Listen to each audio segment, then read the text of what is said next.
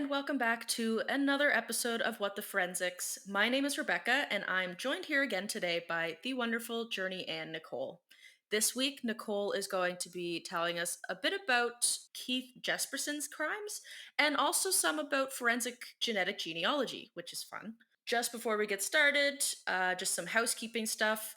If you could leave us some reviews or comments wherever you're able to, we love to read them. They're really helpful in knowing what you guys want and also just really nice for us to read. Like, subscribe, and follow us wherever you can. This helps us grow and reach even more people who might like to hear about these interesting crimes and sciences.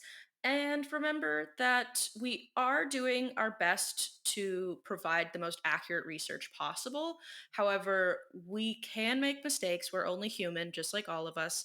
And we're still actively learning as well as we research for these episodes and present them. So we hope that you enjoy listening and learning with us. If you do catch a mistake and you're like, oh, I know the real answer, reach out. We would love to know the real answer too. On that topic, sorry, we got a comment on our YouTube about the Lacey Peterson episode, Mm-hmm. and they said that the Los Angeles Innocence Project is separate from the Innocence Project that we know of. So Oh. that's why it seems out of character for Gotcha. them to have chosen this case. They haven't, I forget what the comment said, but it said something along the lines of the LA Innocence Project hasn't technically like won a case yet. So they don't, they're very, Oh, very new. Gotcha. I mean, interesting. considering if that's a case that they're taking on, it may make sense why maybe they haven't won a case, but um that makes sense then. Yeah. Yeah. Okay. See, we're learning something new every day. Thanks to that listener. That's really appreciated. Just before we dive into the episode, just one more thing. We would like to give a listener's discretion note, as there are going to be some detailed descriptions of murder and sexual assault. So please listen with care. But that is everything on my end. So, Nicole, would you like to dive into the crimes of Keith Jesperson? I do. Before I do though, I guess, I do want to preface and say that much of the information that I have available and that I found was all kind of regurgitated through sources. And much of that I think is because there's a new TV docuseries about it. So all of that information is just kind of copy pasted throughout sources. So I tried finding like original news articles and I did find a court document from 2014 when a victim actually sued one of the production companies. So that had like the original criminal, one of the original like criminal record documents or whatnot. So I don't really dive into explicit detail about all of the crimes per se and like what happened and all of those fun things, but I did want to also touch on like the forensic genetic genealogy, and kind of open the floor up for some of those discussions. So yeah, I couldn't really like, not that I couldn't trust the information that I was finding, it just was hard to find original things and like I didn't That's want to fair. just repeat what you could watch on TV. So, all of that being said though, based on the information that I could access, because a lot of it was behind paywalls too, which was unfortunate. But what I could access and find, it said that Keith Hunter Jesperson, he was born in 1955 as a middle child with two sisters and two brothers. It said that he was allegedly an arsonist growing up. He had started various small fires and that he also trigger, I guess, abusing animals.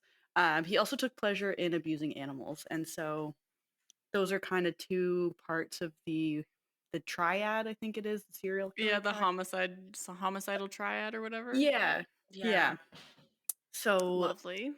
right off the bat, starting young, he kind of was not a great human being. I guess great child. Um, Not on a great trajectory. yeah, yeah. But he was born and did grow up in Chilliwack, British Columbia. Oh, he's Canadian? He is. I Oh. Surprise. did not know that. Yeah. He was born Okay. in Canada, but that being said, at the age of 12, his family did move to Washington, so he didn't spend a Okay. lot of time in Canada to start. Hmm.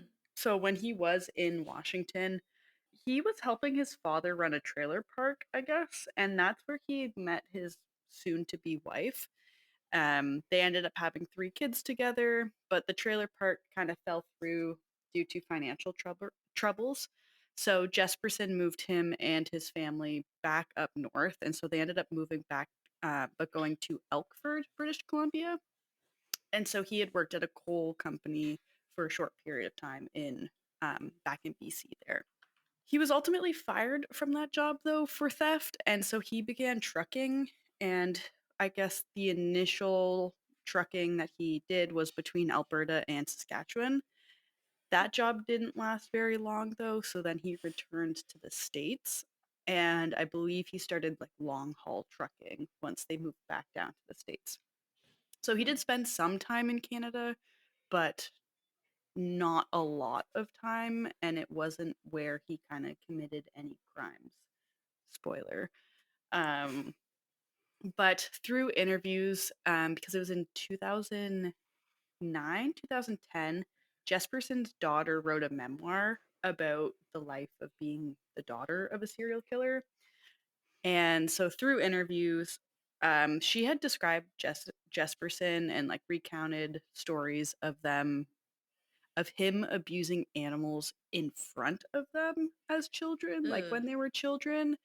And so this included, actually, I'm not going to say what it included, but he would abuse animals in front of his kids all the while they were like crying for him to stop, wanting him to stop. And he just kind of jokingly laughed about it and was like, no, that's okay. And That's carry on. so abusive, not only to the Yeah. animals, but like to his kids as well. Ugh. Yeah. Right. That's wild. Okay. Yeah. So no, which is like, it's so weird when you listen to some of the interviews too, because the daughter was very much like I loved my dad. Like he was my dad, but he Mm-hmm. also did these things. So trying Right. to like distinguish the fatherly figure in him, but also, and she describes it as like two Jespersons. It was like the dad Jesperson, but also the criminal, awful person Keith Jesperson. Hmm. And then A like little as she like grew, Jekyll and Hyde moment. kind of, yeah. And then like as she grew up though, she's at least in her interviews and on on her word, she was saying that it became a little bit more clear that it was only ever one. Like there was no two Hmm. distinct. It's just, I guess as a child, you were able to compartmentalize that a little bit easier. Yeah. Right. But once you kind of come to light with what really did happen, and then like kind of remembering all of the stories growing up and things that happened, it just all kind of clicked. It made sense and melded into one person for her. Um, and like along those lines too, like I guess he would openly discuss his sex life with his children. Like, so he Oh. would be in conversation with his daughter about his sex life with their mom, and Ew. also just out in public to like wait staff at restaurants, just random people. He would also flirt with servers at like different women kind of in passing. So kind of just a sleazy individual, I want to say, Yeah. Yep. because I Yeah, don't think. that's weird. That's Yeah, right. Also, don't flirt with your wait staff. They're not there because Yeah, they want you. yeah, yes. They're literally doing their job, and that is it. Mhm. Yeah. Mhm. Um, but like I can understand having healthy conversations with your children about sex and like safe sex practices, but like there's no need to go into detail about having sex with their mother and or Yeah. girlfriends because they did divorce. That didn't last very long. I think it was like 13 years they were together, but they did end up divorcing. But then even with other women, he would have those conversations with like about random women to his children when he saw them. Ugh. Oh. Yeah, I feel like you can have a healthy sex conversation with your children without ever acknowledging the fact that you were having sex with their other parent or other people in their lives. Like, I feel Mhm. like that's just Yeah. something that's just like, you both know it, doesn't need to be said at all, Yeah. actually. But Yeah. So, very open about these conversations. And I can't remember the year in which they divorced, but it was after him and his wife divorced that things kind of escalated with strangers. And it was in January of 1990 where the body of 23-year-old Tanya Bennett was found in a remote area just outside of Portland, Oregon. She had been beaten, sexually assaulted, and strangled. Um, the odd thing about this case is that shortly after her murder, like within a month or within that month and the following month, 57-year-old Laverne Pavlinac, she decided that she was going to leverage Tanya's murder after reading her story to try and help her end her decade-long abusive relationship with her 39-year-old boyfriend, John Sosnowski. Hmm. No relation, no connection, no anything to the victim, but she decided that, hey, I'm going to leave an anonymous tip with the police saying my boyfriend, Sosnowski, bragged about committing this crime to her. But then Oh. nothing really happened with the police because they took it as kind of a false lead. She then called the detectives that were working the case and told them about her abusive relationship with Sosnowski, saying that he was the one that murdered Bennett. She then Oh. changed, or like Tanya Bennett, yeah. She then changed her story again, saying that both her and her boyfriend met Tanya at a bar and that Sosnowski um, forced her to assist in Tanya's sexual assault and the disposal of their body or of her body. But when he Hmm. was interviewed by police, he did deny all of Pavlinak's claims. And obviously, no incriminating evidence was found. And while she told police that she had found items in her trunk that matched evidence or items that were listed in a search warrant, it was determined that those items were planted, so they weren't actually related to the case. But with all of this, I guess she did her research, and Pavlinac was able to point out the location of where Tanya Bennett's body was found, although she Dang. couldn't accurately identify notable locations of where like personal items had been found. Something that like really only the killer and the police working would know.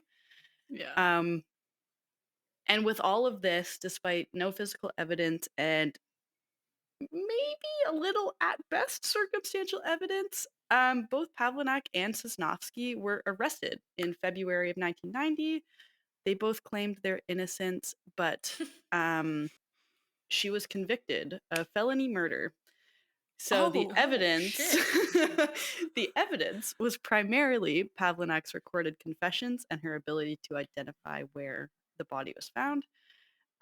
She did, while on trial, recant her confession and said that it was made up to escape her boyfriend. But a year after Tanya's murder, she was convicted of felony murder by a jury and sentenced to life in prison with a minimum of 10 years. Given the oh my result goodness. Given the result of her trial, Sosnovsky, the boyfriend, pleaded no contest to murder and kidnapping charges in March of 1991 in fear of the death penalty and was also sentenced to life. Damn. Oh, that's So, That went crazy. that went really wrong for her. She did not I don't think she expected that. yeah. So, a little detour off of Jesperson, but you have these two random people, one random person saying she committed the crime with her boyfriend in hopes of escaping the abusive relationship. So now they're both convicted and both charged and both in jail. At this time, unknown murder, but a murder that someone else committed.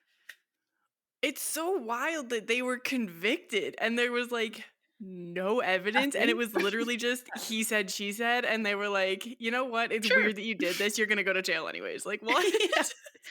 It as well. Put someone behind. Crazy. Yeah. So they're now in jail for Tanya Bennett's murder. But a few months after Tanya's murder as kind of Pavlinak is telling these investigators that they were kind of behind the murder. 21-year-old Dawn Slagle was out for a walk with her infant after her husband had been drinking heavily in April of 1990. So she had kind of gone for a walk to get out of the house, kind of clear her head, and let her husband get his anger out and go to bed. But she was approached by a man later known to be Jesperson, and after having chatted for a bit, the two had kind of connected over both having kids. Like that was kind of his break the ice situation. Was like, oh, I just came back from my daughter's birthday party or a friend's birthday party for my daughter. Hmm. So they were chatting about having kids with each other, and then that kind of built up that repertoire with Dawn. So he had offered her a ride home, her and her baby a ride home, and he ended up driving them out to a remote area and quickly became violent with her when Dawn refused to perform oral sex on him. It was during the attack, her baby had fallen to the passenger side of the floorboard. Baby was okay, but baby was crying. Dawn managed to fight off Jesperson and negotiate with him, basically telling him that she would do whatever he wanted if he just let her pick her kid up. The child was crying. She told him she wouldn't go to the police or tell anyone anything if he did let them go. And so he considered it for a little bit. He began driving back kind of to town, but then pulled to the side of the road, and it was just like it seemed like an eerie moment where he was just silent. He must have been Hmm. thinking, he was contemplating, I don't know. But Dawn did take that opportunity. She opened the car door and she took her baby and like ran for her life back to town with the fear that he was going to change his mind during that silence. So Hmm. she immediately went to the police. She filed a criminal report, and this was the criminal report I was talking about earlier. I'll have it linked in our sources. But when Jesperson was interviewed by police only hours after the assault, he Wow. did confess to the sexual assault and confess to sexual battery. Hmm. I did not expect him to confess so quickly. Right? Yeah, Yeah. but I don't think anything really came about that because, from my understanding, he didn't spend any time in jail. Oh, Oh. weird. Maybe she decided not to press charges for whatever reason?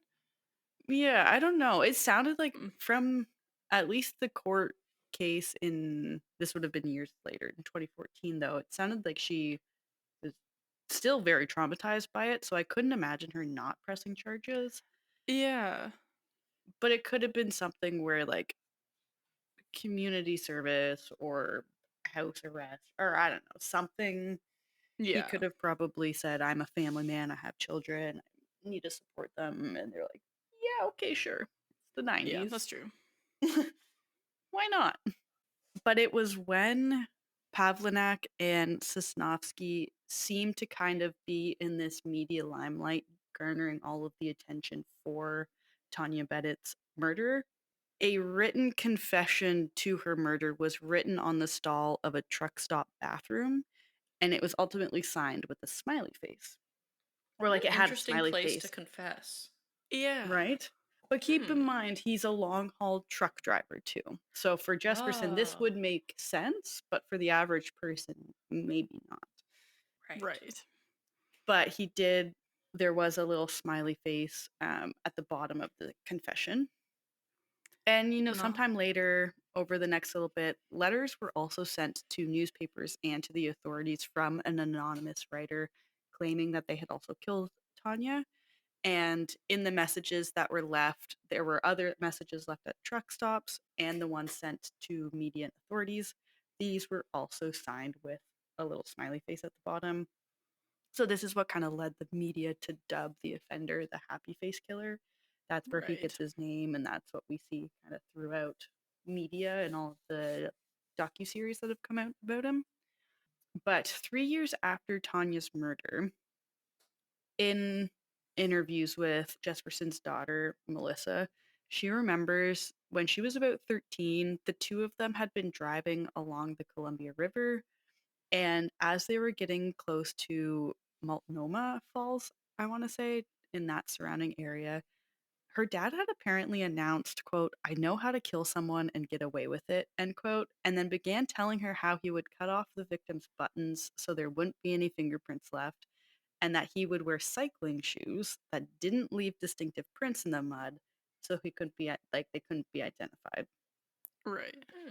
As a 13-year-old, you don't really think of your parent as murdering other folks. So I think like Yeah. Yeah. at the time she kind of thought that her dad's statement was related to, like detective fictions or like his interest in those types of genre books. Mm-hmm. But it, as I kind of mentioned, like it was years later when things started to finally piece together that she realized that they had been driving through the area where Tanya Bennett's body had been found. She Ooh. just Ooh, didn't know that at the time as a 13-year-old. that's Oh, spooky. that's yeah. Yeah, He's so like she had said reminiscing. Ugh. exactly, Yeah. and that was her whole thing. It's like it felt like he wanted to relive that, but also kind of Mm-hmm. relive it Mhm. with his daughter and like share that experience with her, which is He kind of is yucky. yeah, he's got some weird relationships with his children, like, that's not Yeah. that's weird. Agreed. Not a healthy relationship. No. The specificity of, like, cutting off the buttons and that being the only place there's fingerprints is interesting to me. That's not something that ever would have crossed my mind. Agreed. Yeah. Like a very small detail that once you start thinking about it, like you said, like, oh, why would you mention that? Actually, Yeah. I Yeah. was like, maybe just don't touch their buttons. Like, I feel like that's yeah, gonna be easier than yeah, cutting making them sure you off. get them all. Mm-hmm. Yeah. Right? Right. And the cycling shoes I don't think is as foolproof as he thinks it is. Especially Because if it's if the one I'm thinking of, the ones with like the clip-ons, the clips to yeah, me them. too. Which are And so I like feel like they pretty would have a distinctive. distinct clip pattern, but I don't Yeah. know my And I cycling guess like shoes. So, yeah, like you might not be able to trace them back to a person, but they're like just as identifiable, if not more, yeah. than a regular like Vans. Yeah. Yeah. Cuz they're more unique in a pattern than you would get with the millions of like mass-produced vans of size Yeah. whatever. I honestly didn't even know what cycling shoes were. So that, yeah, I feel like it'd be relatively identifiable. Like, how many people are going to be buying cycling shoes in that area? Yeah. Right? I don't know. I don't know And how then big like cycling was there. does he have a stationary cycling bike or a regular cycling bike? Like that's So odd. many. That's really Yeah. odd. Yeah, just like strange details that the average person who's just interested in detective books wouldn't really mention, but a 13-year-old's not going to pick up on that. Yeah, Mm. exactly. Um, but yeah, so that was about 3 years after Tanya's murder. So then in June of 1993, a woman's body was found on the side of California State Route 152. And Jane Doe, as she was called, was only known as Blue Pacheco, by authorities, and her case remained unsolved. The following year, in September of 1994, skeletal remains were found of an unidentified female in Okaloosa County, Florida, and the medical examiner's office determined that the death was likely due to foul play, and the remains were sent to the University of Florida to their human identification laboratory, which I didn't know they Oh, had, but that's kind of cool. That's that is cool. cool. And this was during the initial investigation. Samples were also sent for entomological examination to try and establish a time of death or estimate one. And then an osteological exam had been conducted and showed that the remains were that of a white female between 35 and 55 years old at the time of her death. And so clay facial reconstructions were also created early in the investigation, but this unfortunately didn't generate any leads about the woman's identity. Hmm. So her case remained unsolved at this time. In 1995 now, Keith Jesperson was arrested in Arizona after calling a detective from a southern Arizona truck stop to confess to strangling 41-year-old Julie Winningham, who I guess they used to date prior to that. Okay. Oh. So I guess because of their prior connections, police had kind of just talked to him about her murder or her death and let him go. And then I think he really started to worry that they were going to catch him or charge him with something. So he's like, "Ugh, I might as well just call him and confess." So he ended up calling them. I think he thought he would get a bit more of a lenient sentence if he was the Mhm. one that kind of turned himself in. Yeah. But the authorities ended up believing that Jesperson killed Julie in the sleeper cab of his truck in March of 1995. And Jesperson had told them that the two of them fought after they had sex, and she had accused him of sexually assaulting her. He ended up strangling her and killing her. But he was charged with first-degree murder and found guilty for Julie's death. I wonder if he kind of not being charged with anything as far as we know for the sexual assault of Dawn kind of Mhm. gave him like a false sense of security regarding like police officers Oh, and was I'll like, just go away. "Oh, Yeah. yeah, like I got away with that, so I'll just get away with anything else." And that's why Yeah. he's Yeah. consistently like confessing. It's like, "Oh, I'll just Yeah. let them know I did it. They'll brush it off." Yeah, it'll be No fine. biggie. Yeah, No it's biggie. nothing worse than I've done before, so it'll be Yeah, fine. literally. Literally. But yeah, so Jesperson, like I said, he thought he was going to be arrested, so he turned himself in, hoping for leniency. Some sources say, though, that it was his brother who turned him in. Jesperson had supposedly written his brother a letter confessing to 8 murders. And Oh. some sources say that his brother brought that letter into the police. And then I don't know if that's when Jesperson's like, oh, they're going to arrest me. So then he came forward. That was a bit unclear. I want to say he confessed himself because I think that's funnier in a way. Um, but either or, he did confess to Julie's death. But while he was in custody, he not so he confessed to Julie's death, but then he also confessed to killing Tanya in 1990. He Oh. also provided information only the killer and police knew about her death, being the location of her purse where it was found. And he also began confessing to just a whole slew of other murders and made false claims of many others. And he went as far as to say that he had killed upwards of 160 women. Oh, Oh.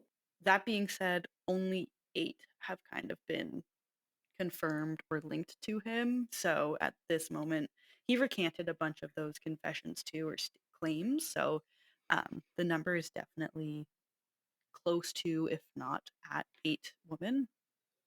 right. Hmm. But in November of 1995, he pleaded no contest to Tanya's murder. And obviously, based on his confession and at the insistence of prosecutors, which I find odd that it's at the insistence of prosecutors, but Pavlinak and Sosnovsky were released. So they spent Yeah. 4 years in jail for their crime, quote unquote crime, Yeah, it does seem weird that they wouldn't just automatically be released when someone else has been charged with the right? murder that they went to jail for. Right? Yeah. I agree. And I Yeah, do that recall seems silly. reading something about the judge. I don't know if he like didn't want to let Pavlinak out, but his whole thing was like, what a way to abuse the justice system. Like, you kind of should get what you got for abusing it in that way. I think it's a bit Yeah. extreme, and no innocent person should be behind bars. But I also think the 4 years that they served is probably probably, justice enough. Yeah, right? probably enough. Yeah, Yeah, I don't think you should serve life in prison for falsely confessing. That's a little excessive. Mhm. a little. But yes, Jesperson also admitted to killing a woman in Tampa, Florida, disposing her remains in kind of the same area where the unidentified remains were found in 1994 of the Florida killing, or of the Florida woman who was found. Jesperson had told authorities that she called herself Suzanne or Susan, so the unidentified remains then became known as Suzanne and or Suzanne Jane Doe. So then in 2007, Jesperson pleaded guilty to felony first-degree homicide for killing the unidentifiable female known as Blue Pacheco in 1993. But at this time, her identity still remained a mystery. Oh, Oh, wow. wow. Yeah. And this same year, in 2007, a new facial reconstruction was completed by a forensic artist in hopes of identifying the woman found in Florida. The following year, in 2008, Suzanne Jane Doe's remains were sent for anthropological examination, and her DNA was analyzed and entered into CODIS, which is just a database of information. 10 years later, now in 2018, further specimens were sent to the University of Florida for analysis, as well as the FBI lab for DNA analysis, and then the subsequent entry into the National Missing and Unidentified Persons Database. Bit of a mouthful, but her DNA was entered as UP1129, which I assume is unidentified persons number 1129. Yeah. And Suzanne Jane Doe's identity still could not be determined in 2018 after being entered into CODIS and entered into the National Missing and Unidentified Persons Database. Hmm. Wow. That's, yeah. I hope they can find her identity soon. So, the following year. Oh, oh. Funny you should say that. The following year, so this isn't regarding the Florida woman, but I'll get to that in a second. But in 2019, the Santa Clara County Sheriff's Office partnered with the DNA Doe Project in an attempt to identify the body of the Blue Pacheco woman.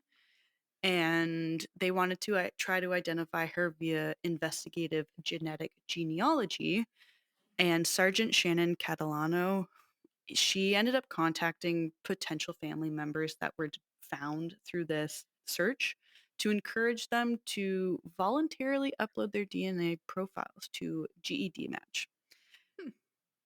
After that, a likely candidate match was found in 2021, and in 2022, Blue Pacheco was identified as Patricia Skipple of Colton, Oregon, who was 45 years old at the time of her death. Oh, wow. Hmm. Yeah.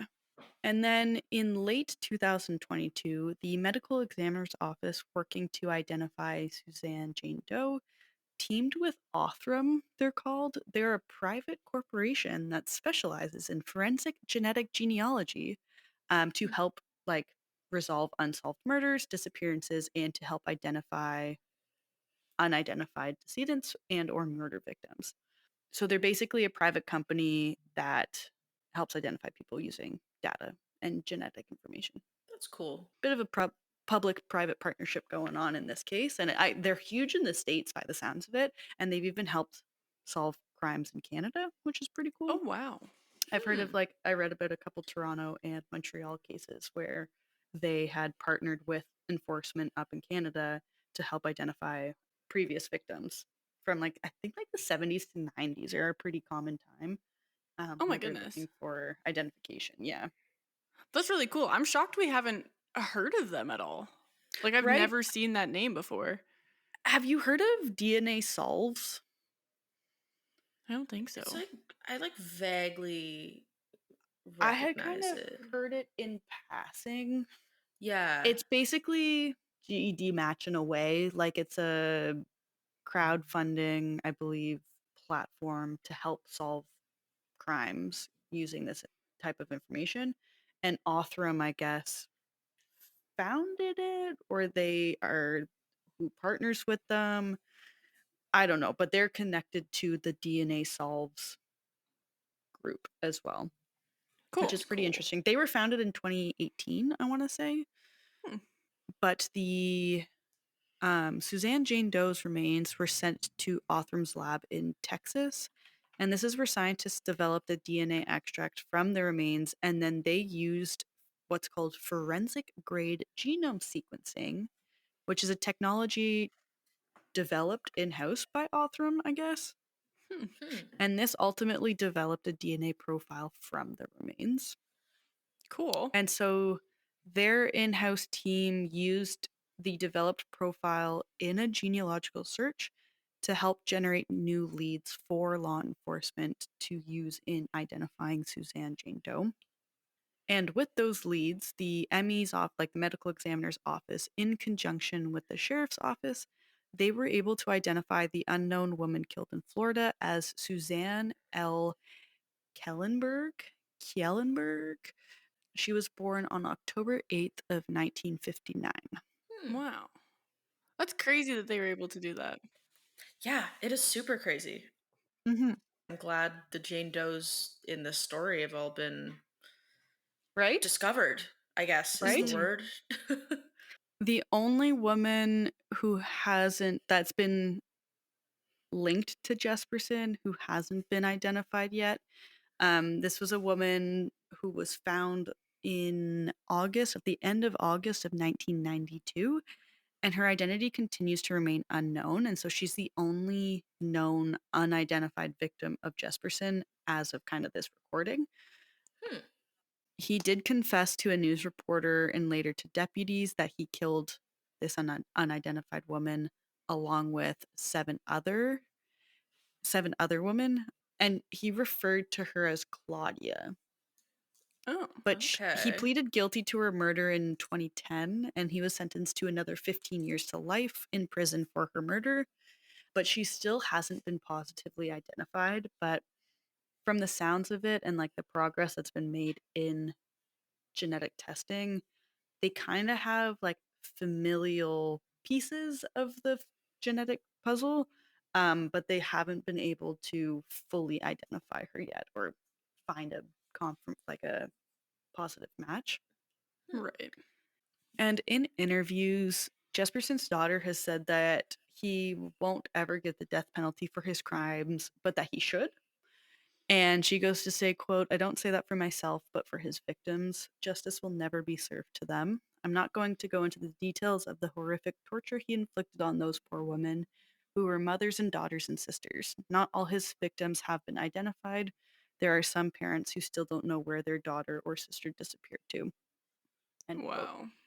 Um, so, like, this was years kind of, from my understanding, years before many of the other victims had been identified, but we still have one Mhm. victim who hasn't been. And from what I could tell, she does a lot of advocacy and like group work for family members or like folks who are connected to serial killers Good to for kind of her. chat. Yeah, that just can like chat with each other. And obviously, no one chose to be the father, daughter, son, whatever of a serial killer. So, kind of creating a space for them to come to terms with that in a healthy way.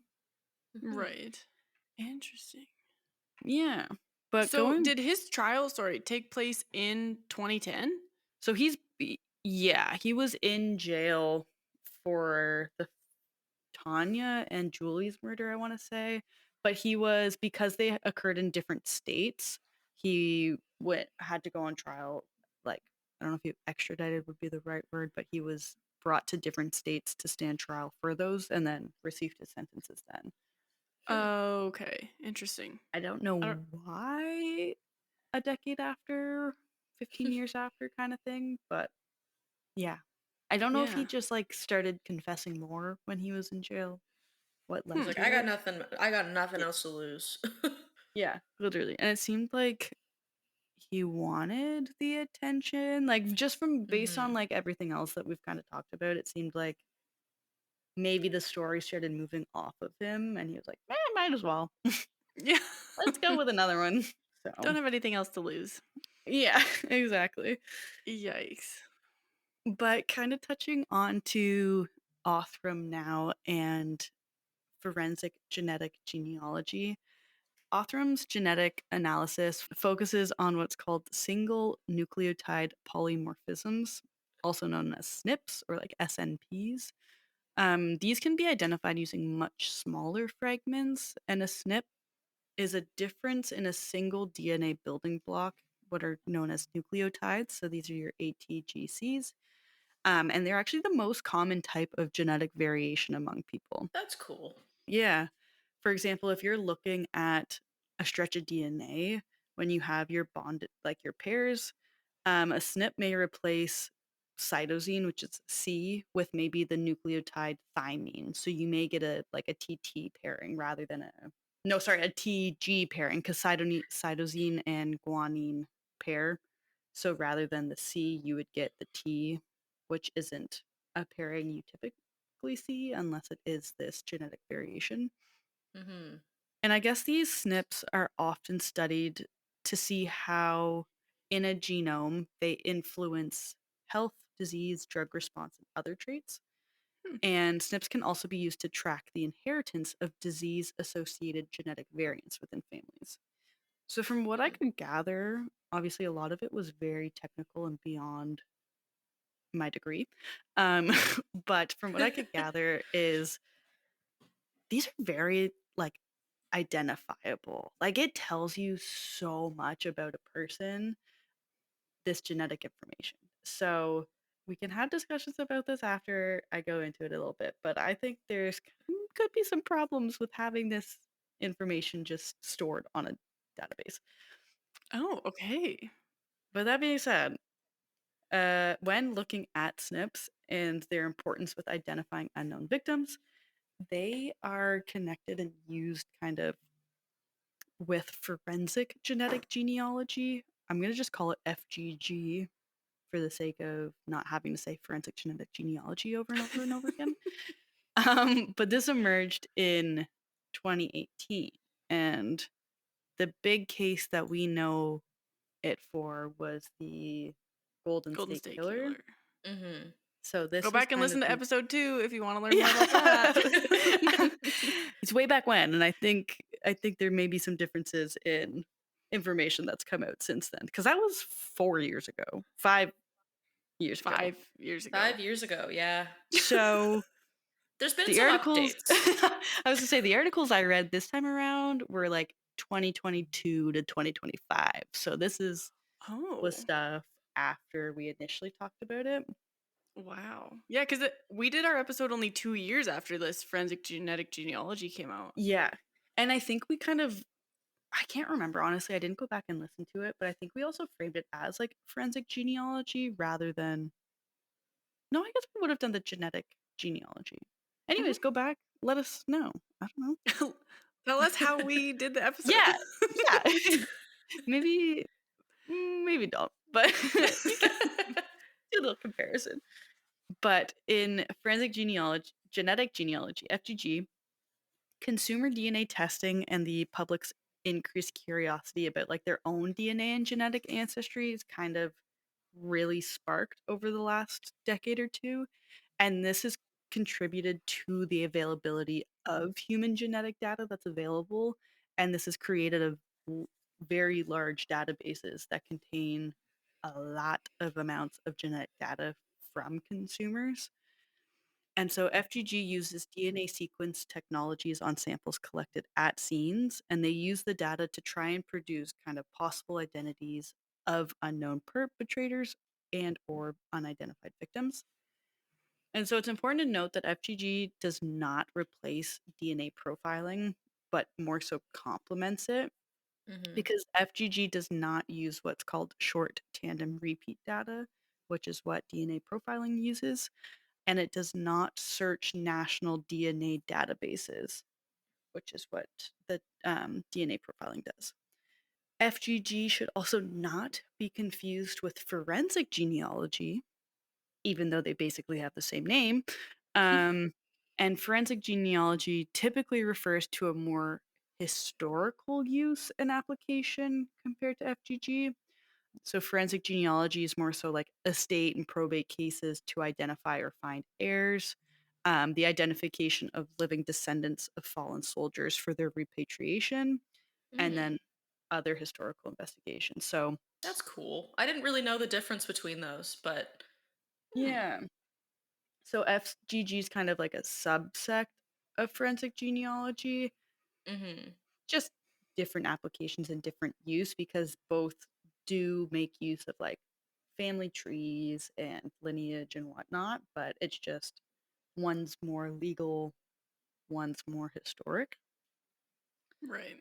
And then FGG also should not be confused with familial DNA searching, which is a deliberate search of a criminal DNA database to look for partial matches between forensic, like scene collected evidence and offender profiles. Very similar, but the processes in which they get to their conclusion differ, which make Right. them different things. Hmm. But all of this is to say that FGG, they search genetic genealogy databases. So think like GED match, think ancestry, but not quite ancestry because I'll touch on why not ancestry. But sites where you input your genetic data, 23andMe could be an example. You swap, you send your data in, and then they give you a profile back of like what percent heritage you have, possible lineage and relations from like first cousins all the way to like fifth cousins. But this shared segments of matching or similar DNA, they'll kind of compare it and search for the unknown DNA sample. And so basically the goal is to identify possible candidates that relate to this unknown DNA sample and build a tree from that and see if they can narrow down possible matches. Hmm. Right. That's kind of cool. Working backwards a little bit. Yeah, exactly. And so the use of FGG has rapidly increased in the United States. Predominantly, it is seen in places like the UK, some in Australia, some partnerships with Canada. But I find, from what I've seen, is like it's the US is kind of like bread and butter. A lot of it takes place there. Right. And it's estimated that over 500 cases have benefited using FGG since its kind of like creation. But that being said, there's no real exact data available because it's currently there's no required reporting of its Mhm. use. So a lot of the Oh. regulations, the regs and legs around it aren't as up to date as other forensic measures that are used in investigations. So we know that it works, but the reporting of how well it works hasn't really been shared because they're not, from the sounds of it, they're not required to do so. Hmm. Hmm. Going back to kind of like the 23andMe and Ancestry, it is important to note that only a handful of genetic genealogy databases explicitly allow their sites to be used by law enforcement for FGG purposes. And so one of these is GED Match. So like Ancestry supposedly is not included in that. 23andMe, those they're not included in that. I think there's like four, I want to say, and they're all based out of the States. Hmm. Hmm. But the data from unknown samples would be uploaded to these databases, which have genetic information from the public who have voluntarily submitted their DNA, whether they kind of were aware of possible future uses or matches or comparisons with their DNA. It's been voluntarily submitted by them. Hmm. And then the SNPs data is compared to that, like the SNPs data from the unknown sample is compared to that of the general public. And then a list of users who share some DNA with the unknown sample is generated, like I had mentioned. So then calculate probabilities as to possible positions in the unknown individual's family tree. So it could be like 12% as a first cousin, Oh, okay. Oh. 24% as a second cousin, and it just kind of goes up and up and up. Hmm. Right. So from there, I guess you could determine what position in that tree you want to investigate further and what likelihood there would be. So with the snips, like there are certain snips in each family line that they are then comparing to, and then they're kind of trying to like decode where in the family this person fits. I think Okay. honestly, like it sounded like they were comparing, yeah, where the SNPs were, but because of how the amount of genetic variability in the SNPs, Hmm. I don't have the knowledge to really know where exactly if that aligns through generations, if it's maternal, paternal, that kind of thing. Right. But from my understanding, it's they're comparing those variances to other genetic variances to determine if they're similar or dissimilar. Okay. That's my best Hmm. guess. Cool. If there's a geneticist out there that would like to tell us, please, I'm all ears. But yeah, so they're compared. And then once they kind of have an idea of possible placements and positions, there are next steps to it. You can't just go from there and say, okay, we're going to look into them. So you're going to need documentary and investigative evidence to follow and continue to build that tree. And you build backwards to find what's called a most recent common ancestor. And this is an ancestor both the unknown DNA match and the found individual are descended from. Oh, okay. Oh, So once they okay. have that most recent common ancestor, then they can continue to work down from that and Hmm. like fill Cool. out other Oh, spots. that's neat. Yeah. So then forensic DNA analysis, which use those short tandem repeats, the STRs, is then used afterwards to confirm or refute the possible or potential candidate. So you have more of a confirmed DNA backing to it, I guess. Not to say that like the SNPs in that science isn't accurate or accredited, but STRs I find are just more concise in Mhm. matching and like you're able Hmm. to identify or compare a bit better. And supposedly the number of users in the databases in just the top 4 consumer databases as of July of 2022 totaled over 41 million people worldwide. Oh, Wow. wow. So a lot of genetic information just floating around in those databases. Yeah. Yeah. And it was in April of 2018 when the founders of GED Match realized that their site had been used by law enforcement agencies for criminal investigation purposes.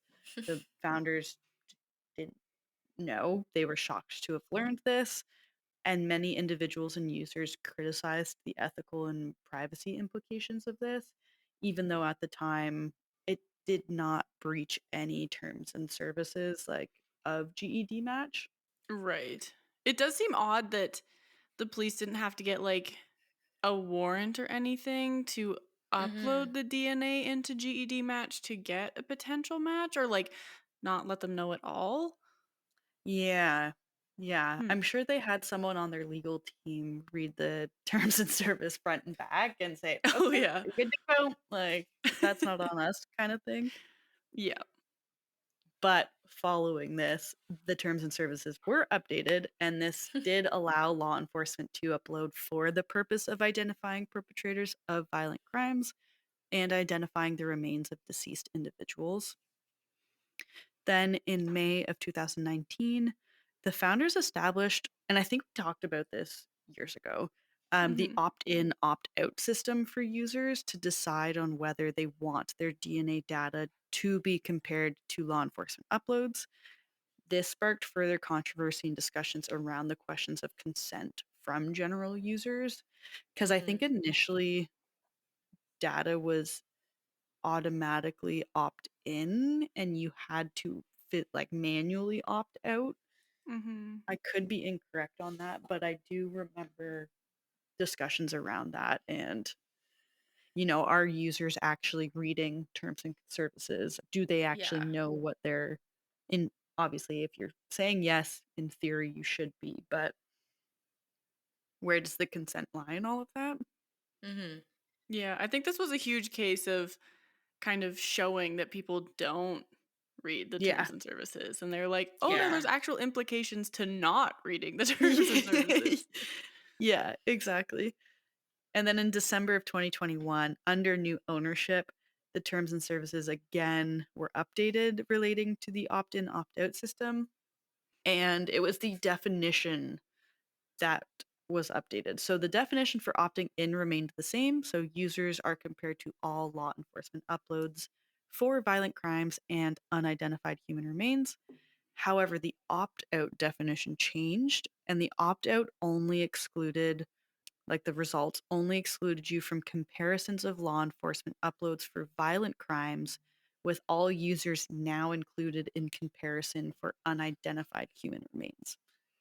So Huh. even if you opt out, your your genetic information can still be used by law enforcement to try and identify unidentified victims. I don't think that's a bad thing. Yeah, I think that seems very fair. I agree. I think it has some implications to it still, Mm. and there's always going to be that conversation around finding family members that maybe you did not wish to reveal, or like maybe this opens a door to learning about a past or part of your history, family history, that you weren't really wanting to, but That's fair. Mhm. Yeah, it ideally would be up to the DNA owner's discretion how much someone else is using their DNA and how much they actually want to learn about their own DNA. But and I agree you should have absolute decision, like opt in, opt out. But at the same time, it's like you wouldn't be taking a DNA test if you didn't have some sort of interest in that. yeah. Yeah. Yeah. So it's like it's a bit of like a double-edged sword. It's like I don't personally understand why you wouldn't Want possibly want to? to Yeah. help someone like solve violent crime or identify unidentified remains. Mhm. But maybe there's people out there with reasons that I just can't think of or don't understand. But from my point of view, I want to help solve crime. I'm not going to be the Yeah. one committing violent crime. Yeah. Yeah. Yeah. I also feel like if you're sending your DNA to a huge corporation, you're kind of Mhm. just accepting that your DNA is probably going to get used for stuff that you might not agree with, and that's just how that's going to be. And if you're not okay with that, don't give them your DNA. Yeah. Yeah. Yeah. Yeah. Like, There's there are definitely a ways to avoid cost. this if you don't want to. Yeah. Mhm. Very simple way to avoid it. Just don't do it Yeah. in the first place. Yeah. But it was interesting to read too. Like I was reading kind of FAQs on some of these websites, and it was like, if I don't submit my DNA, do you still have it on file, basically? And they were like, Yeah. kinda. Like we find all the matches, so it's not to say we have your exact DNA sequence, but it's the likelihood you're in the system and matches have been made to family members, kind of thing. Mhm. Yeah. My whole thing, it makes me think of, was it 23andMe? They went bankrupt, or like one of the Yes. ones went bankrupt, and then the question of, okay, where does all of this genetic data go? Who Mhm. Mhm. has access to this? Who's safeguarding it? Is this just going to be open to the public now?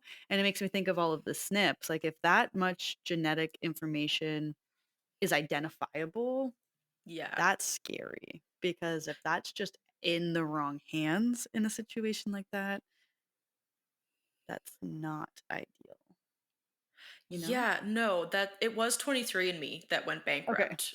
Yeah. But yeah, like that's like a bit of a horror story. It's like, "Oh my god, who's going to buy this giant database of people's very private data?" And like no one, I mean, I'm sure somewhere in the terms and conditions we did all give consent for if they went bankrupt, we can sell the company. But Yeah. again, no one reads that and it's yeah, I feel like it's such an ethical gray zone because it's Mhm. like Yeah. legally if they put it in the fine print, you can't really do anything about that. But at the same time, it's like icky that they're probably selling your literally your like build like your life's building blocks. Mhm. Mhm. That's not to say people are just going to make clones out of you, but I don't want to think of what bad people can do with that information. You know, Yeah. criminals will always find a way to ruin everything. So Yep, that's true. I don't know. Yeah. Maybe we're just lucky that we don't live in a time where we don't have that technology to like Mhm. Yeah. clone a person and like be really nefarious with DNA. Yeah. True. But Maybe yeah, one day, but crazy. right now we're somewhat safe from that. Yeah. That's a future So far. problem. Yeah. Mhm. Yeah. Yeah. Okay, cool. Well, thank you so much for telling us about that case and also kind of giving us a bit of a refresher on forensic genealogy, but then also diving in more to forensic genetic genealogy. I didn't actually realize that there was a difference. I have been using them interchangeably. I have too. I feel like all of us had been. Oh, Yeah, probably, so yeah. that's Because really interesting. even on our notes when we have forensic genealogy, it's forensic genealogy and not at all anything historic related. So Yeah. Hmm. it was Yeah, interesting to read it and go, oh, those are different. Very different. yeah. And I'm curious if like the branches of that umbrella have kind of expanded like after our research. So it's like maybe Yeah. at the time we were pretty right. But Yeah. now obviously like science is always evolving. Like we're always learning new things. There's always something that might change and Mhm. it's just so fascinating. I love learning. There's always something to learn. And thank you for being our teacher today. No problem. So Journey, I think you have a forensic corner for us. Would you care to share? Yeah. So my forensic corner is so well known. It's not at all a surprise to anyone. The Louvre was robbed Crazy. Crazy. like on the 19th of October. Yeah. Yeah. Yeah, Very, very very recent. recently. Yeah, it is.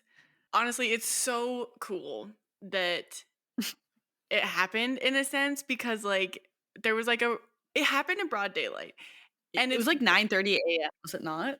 yeah, it Yeah. was 9:30 AM, and they were just like, "I'm just gonna rob the Louvre today. I'm gonna do it in Yeah. broad daylight, Yeah. and I'm gonna get away Seven with it." Ballsy. minutes. Yeah. Yeah, Yeah. yeah. So I have an article from BBC that kinda talks about it. So, the 4 suspects, they arrived with a vehicle-mounted mechanical lift to gain access to the Gallery of Apollo via a balcony close to the River Seine, or Seine, I don't know how to say it.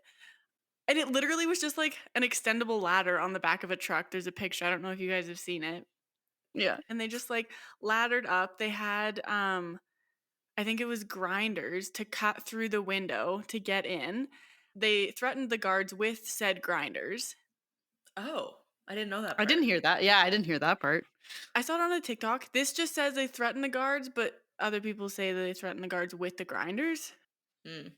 Tomato, tomato. Guards were Yeah. threatened. The guards Yeah. were threatened. The guards left the premises. Huh. They were in on it. They must have been in on it. I know, right? That's my first thought too. And then the robbers cut through the glass display or glass case of 2 display cases containing jewels, and that in 1 in 3 rooms in the area of the museum raided had no CCTV cameras. What? So, they don't have video of this happening in a third of the spots that they robbed. I'm shocked that they don't have cameras everywhere in the Louvre. Right? And like lasers, like if they break glass, the lasers come out. Yeah. Like, where's the silent alarm? Crazy. The police say that the thieves were inside for 4 minutes and then escaped on 2 scooters, waiting outside at 9:38 AM local I love time. that. They did drop a, um, a crown. I don't remember which crown, but it's like a Oh, huge The crown that crown jewel. yeah. yeah. They dropped a huge crown outside the door when they were escaping, but they still managed to get, a couple necklaces, a tiara, a brooch, Yeah. earrings. Yeah, there's like complete set. So from what I heard, one set was like Napoleon's wedding set, so that he had gifted his second wife. So it was the necklace and earrings. And Yeah, I just found then the list. Yeah, one of them was belonged to like one of the kings, like King Louis like the fifth or something, I believe. Ooh. There were so many kings. I don't remember which one they had said it was that I heard of, but someone's crown. Mhm. They the France's Ministry of Culture said that the stolen items were a tiara and brooch belonging to Empress Eugenie, wife of Napoleon III, Mhm. an emerald necklace and a pair of emerald earrings from Empress Marie Louise, a tiara, necklace, and single earring from the sapphire set that belonged to Queen Marie Amélie and Queen Hortense, and a Mhm. brooch known as the reliquary brooch. Hmm. And so it was Empress Eugenie's crown that was found damaged on the escape route. It Is was that the dropped one during with, Oh. the. like, the golden eagles, I wanna say, and the Mm-hmm. whatnot? Because I know there was, like, a pearl tiara that was also taken, or pearl crown. Yeah. Yeah, it was the one with the eagles on it and like the cross on the top. Yeah, Yeah. yeah, yeah. Yeah. Yeah. Yeah. My thought after seeing the photos is they took pieces that were most easily able to be deconstructed and sold individually. Yeah, that's I pretty think much that what would make everyone's the most saying. sense. Yeah. Yeah, like there was a Yeah. lot of shock that they didn't take the The diamond or whatever it the was? most Oh, that expensive huge thing there. diamond. Yeah, Yeah. it's believed to be the world's largest natural diamond. Like there's people surprised that they didn't take that, but like that's going to Yeah. be so hard to pawn. Yeah. Yeah. Right. Yeah. Right? Everyone knows who that is, but if you take a pearl or a sapphire off of one of these things, chances are people aren't going to know. Like, it's not going to be immediately identifiable. Yeah. Yeah. And I saw a couple of things that were like, "Oh, that means those diamonds are fake." And it's like, "Oh, I No. mean, probably the chances of them having the real one on display seems stupid because now this happens." But Yeah. whatever. So, the French president, whoa, that has nothing to do with this. I thought that was saying Oh, how much right. money they estimated the robbers got, but it's They don't their even have a value. It's an an unknown, unprecedented value, that's supposedly, crazy. from what I've heard That's crazy. through the Yeah, Yeah, radio. like no. they're literally irreplaceable like artifacts. Gems. Yeah. Yeah. Yeah. No. It is actually it's wild. I've been seeing a lot of stuff online though where it's like, we've been in need of a good bank heist or a good heist recently. Like, I was it's just Yeah. about gonna time we mention had a that. good heist. Yeah, I saw like a Yeah. post on Threads and it was like, I don't condone crime, but finally some good old fashioned Yeah. crime. No Right? politics, no Exactly. anything. Just a good in and out Good old crime. fashioned art Yeah. heist. Yeah. That was like a creator I follow. She posted a video. She's like, "Do you know how long it's been since I've opened like a news app to a headline that hasn't been like someone dying or something political? Like, it's a bank heist. No one got hurt. Yeah. Yeah. Like, Yeah. they just took them 7 minutes. They stole what they needed to do and they left. And it was like no one got hurt. It was a Yeah. fairly like reasonable crime, I feel like. And a lot of Yeah. people are like, how'd that museum get those things in the first place? I Like they're mean, just yeah. stealing I was just stolen curious that things. too. It was like, oh, Europe's finally getting a taste of their own medicine kind of thing. Yeah, exactly. How Ugh. long do you think it'll be before a new Pink Panther comes out after Oh my this? goodness. Hopefully, like not long. Hopefully, this is like media, like what's it called when they're like a promotion for like a Pink Panther movie? They're like, ha, got Ooh, you. That would be um, crazy. insane marketing. Insane. That would be wild. There are talks that the Louvre is going to go undergo some like reconstruction and maybe reinforce their security a little bit, That would make a lot of Yeah. which sense. is Yeah. seems like something that needs to happen. Yeah. At Yep. least they like inform security when construction is being done on the place so they know when they see people in construction vests. Are Yeah. you supposed to be here? And Yeah. like maybe don't leave them At least alone. call a guy, you know? Yeah, Yeah. especially Yeah. when they're like threatening you. Don't be Mhm. like, good luck, and just peace out. Like, I understand that it took like not a long time, but it's still crazy that they got there. And like, how are they even able to get like drive the ladder truck like up to the window, extend the ladder, break through the window, and then get in without being stopped? Yeah. You can wear a construction vest and get away with almost anything. You We were really talking about can. this earlier. Get a I clipboard, think get a vest. A good probably couple hours will pass before someone goes, are you supposed to 100%. be here? that's Yep. like the perfect example of that, honestly. It really And it's is. also, I think it like falls down to I don't know if bystander effect would be the right one, but like 9:30 a.m., you see someone with construction gear up on a window at the Louvre. You probably just think they're doing They're construction. construction people. Exactly. They're Yeah. construction people, so they're just going to carry on their day. It doesn't make sense for them to like raise suspicion. Yeah. And Yeah. I like if you're doing it with your chest, I assume they don't look super sneaky, like they're not trying to tiptoe around it. It's like they're going to cut this thing open. They're going to go Yeah. in, Yeah. come out. Yeah, it's like I'm Um, meant to be here. I feel like the more yeah, confident they Mhm. are, the less people be suspicion like, they're yeah, going to bring. okay, Exactly. Yeah. They Yeah. have a Your big first ladder truck. thought. yeah, Exactly. cool, Your first thought isn't, "Oh, they're robbing the Louvre." yeah, Yeah. right, "Oh, they're doing some work on it that needs to be done, I guess." yeah. It's Mhm. an old building. Going Yeah. forward now, we might think twice Yeah, about it. yeah. But yes, that is what I have for Forensic Friday. It's been all over the news, and it felt like a waste not to talk about it. I'm Yeah, that's curious if so they'll do fair. any like forensic investigations because I know they closed the Louvre completely down, obviously afterwards to do. I still don't Um, think it's open. no, yeah, but I'm curious to see Yeah. like what comes out of their investigations and like what the Y- investigation entails. Yeah, Yeah. like what kind of evidence could they gather in that situation? Like, Yeah, because Yeah. I don't know. It feels like it's gonna be a fun one to kind of follow along with, even after the hype of it has kind of subsided. yeah, Yeah. I I agree. agree. No, it'll be cool to kind of watch and see what comes out of it. Mhm. Yeah, I agree. Well, thank you so much, Journey, for leading us into that topic because yeah, I love it. I mean, don't condone crime, but good old fashioned crime. It doesn't make my heart hurt or my Yeah. Yeah, brain hurt. yeah. It's great. Yeah. No one got hurt, no one died. It's one of Everything's those where it's kind fine. of like, yeah, you put some thought into it, you got away with it. That was pretty good, you know? Yeah. Yeah. Ocean's 11. Yeah. Yeah. Yeah. Thank you both for a very fun episode. I learned a lot. We had some great chats. And I hope our listeners also learned something and enjoyed listening along. Once again, next topic is a mystery.